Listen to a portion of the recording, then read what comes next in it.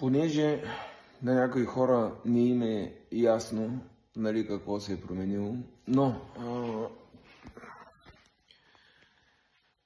значи към 3 часа имахме към 12:36.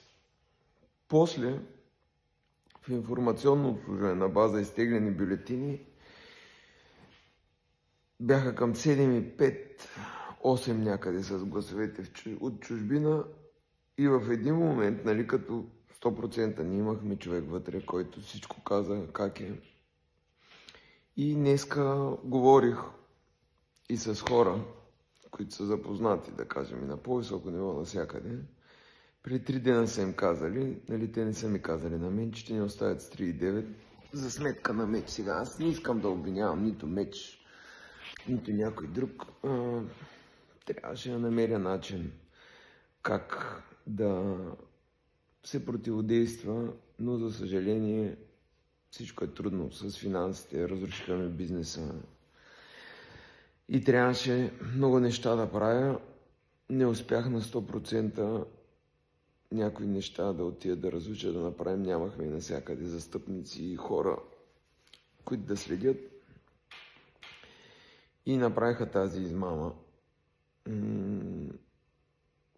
Нали, това нещо 99,9% означава, че ще ме унищожат мен до край. Нали, те си имат там начини и други неща, които се направят. Възраждане абсурдите да са с 14%, всичко се личи, че е нагласено и си е направено както трябва. Но пак казвам, другите хора не са ми виновни.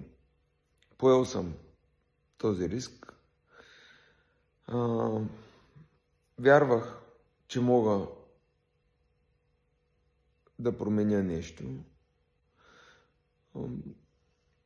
Това, което ще стане, знам какво ще стане. Знам, че най-вероятно ще ме вкарат в затвора. Тук всичко ще се разграби и ще приключи.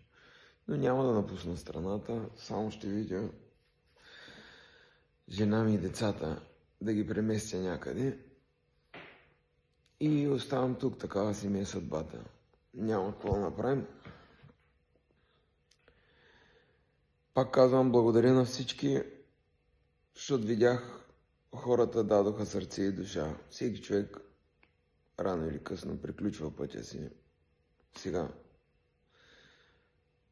важното е да избере начина, по който да го направи. Не можех да стоя и да гледам държавата как се заминава или пък да се подчинявам на престъпници и на мафия. Избрал съм си моята съдба. Не искам аз да съм съжаляван нещо или... Това е толкова в една битка. Тези хора са овладели доста неща.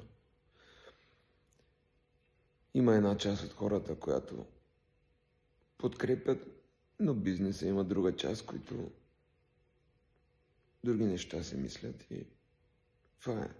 Медии имаха, блогъри пуснаха един по един.